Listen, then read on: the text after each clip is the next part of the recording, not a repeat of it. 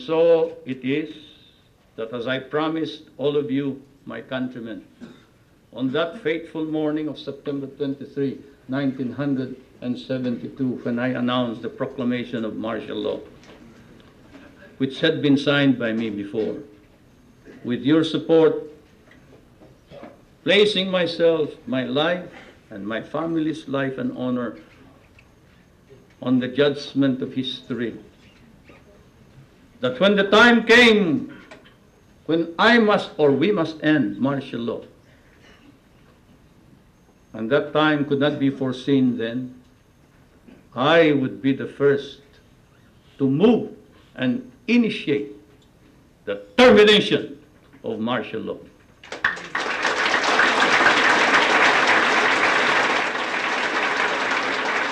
It is after deliberate, sober judgment and soul-searching that I come before you and say, it is now time to terminate martial law. This is a historic moment for us all. I feel it deep within me. You, the people, have spoken, and it is resounding. When my call for unity started to resonate with you, it did so because it echoed your yearnings, mirrored your sentiments, and expressed your hopes for family, for country, and for a better future. That is why it reverberated and amplified as it did, to deliver the biggest electoral mandate in the history of Philippine democracy.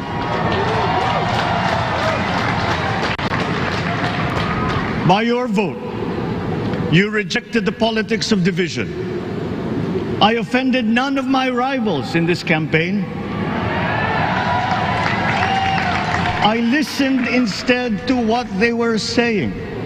And I saw little incompatibility with my own ideas about jobs, fair wages, personal safety, and national strength, and ending want in a land of plenty.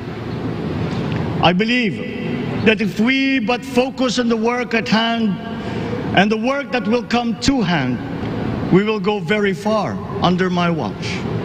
You believe that too. At pinakinggan ko ang tinig ninyo na ang sinisigaw ay pagkakaisa, pagkakaisa, pagkakaisa. We will go farther together than against each other, pushing forward, not pulling each other back, out of fear, out of a misplaced sense of weakness. But we are the furthest from weak. The Filipino diaspora flourishes even in the most inhospitable climes, where they are valued for their quality. The changes we seek will benefit all and will shortchange no one. I was not the instrument of change. You were that. You made it happen. I am now. You picked me to be your servant, to enable changes to benefit all. I fully understand the gravity of the responsibility that you've put on my shoulders. I do not take it lightly, but I am ready for the task. I will need your help. I want to rely on it. But rest assured, I do not predicate success on the wide cooperation that's needed. I will get it done. I once knew a man who saw what little had been achieved since independence in a land of people with the greatest potential for achievement, and yet they were poor. But he got it done, sometimes with the needed support, sometimes without. So will it be with his son. You will get no excuses from me.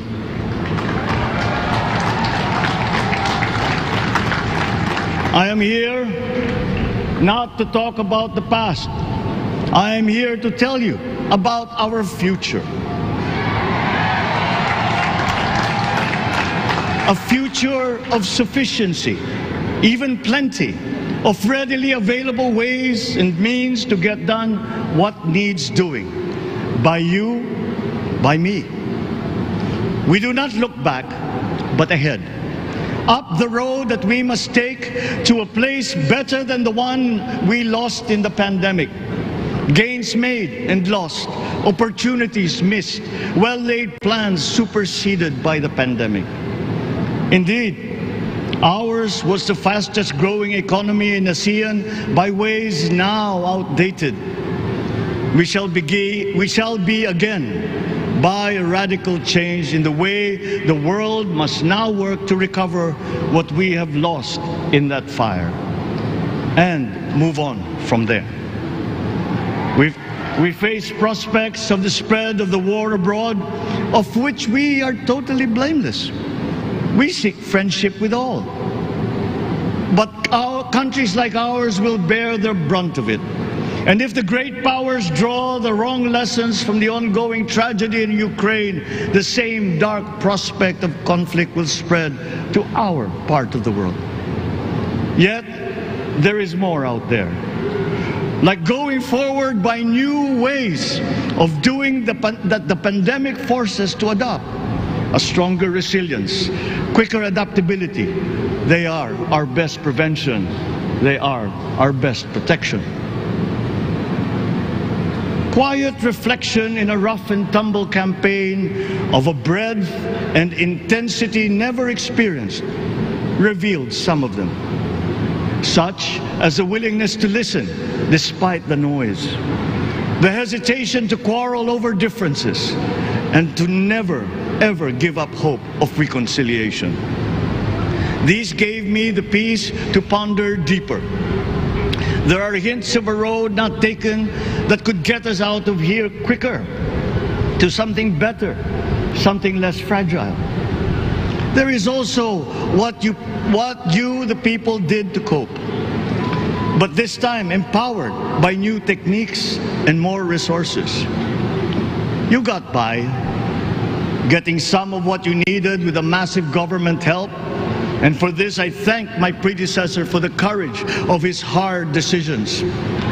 But there is a way to put more means and choices in your hands.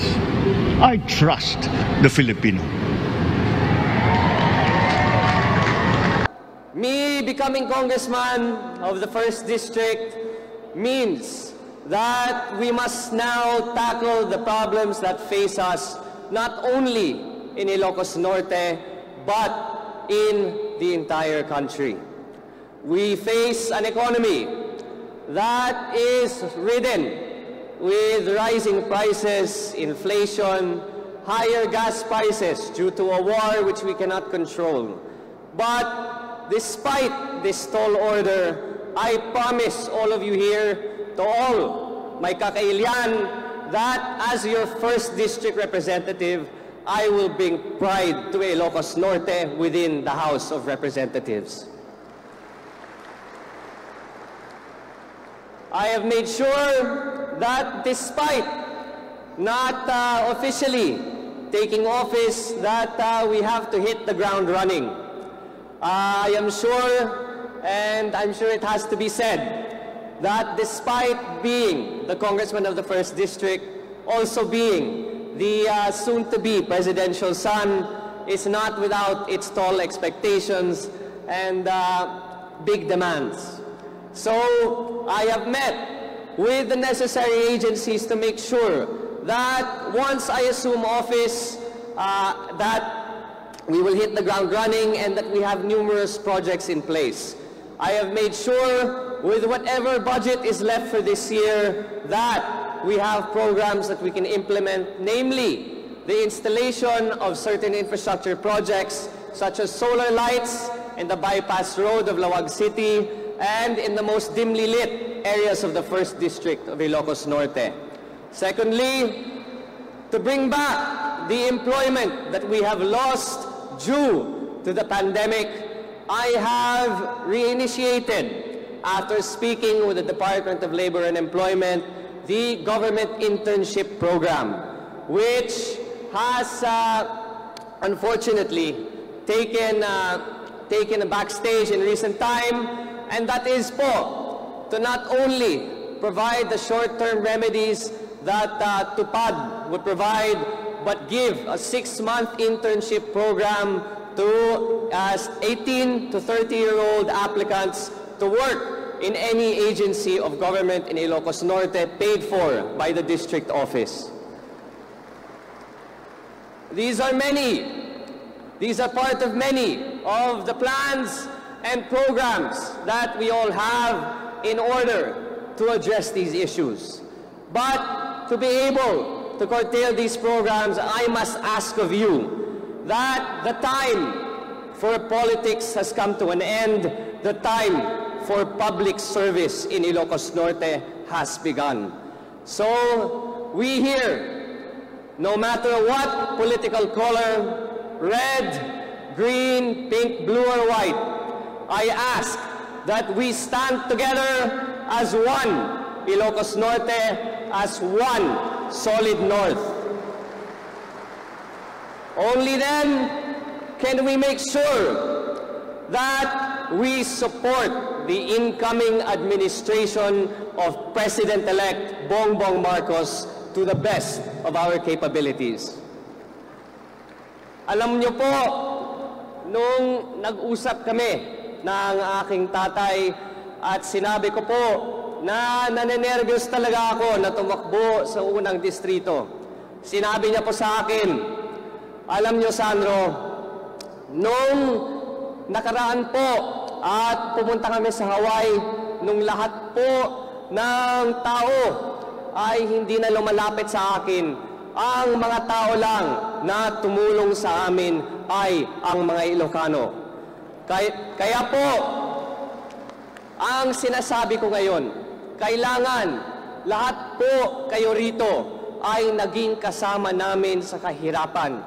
Dapat na dapat magkasama rin tayo sa tagumpay.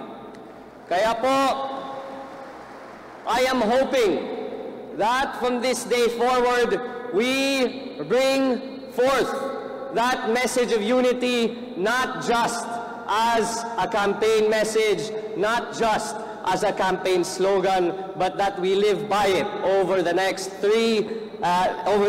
6 years of this incoming administration. But once again, I am here to say thank you and give my gratitude as the new kid on the block.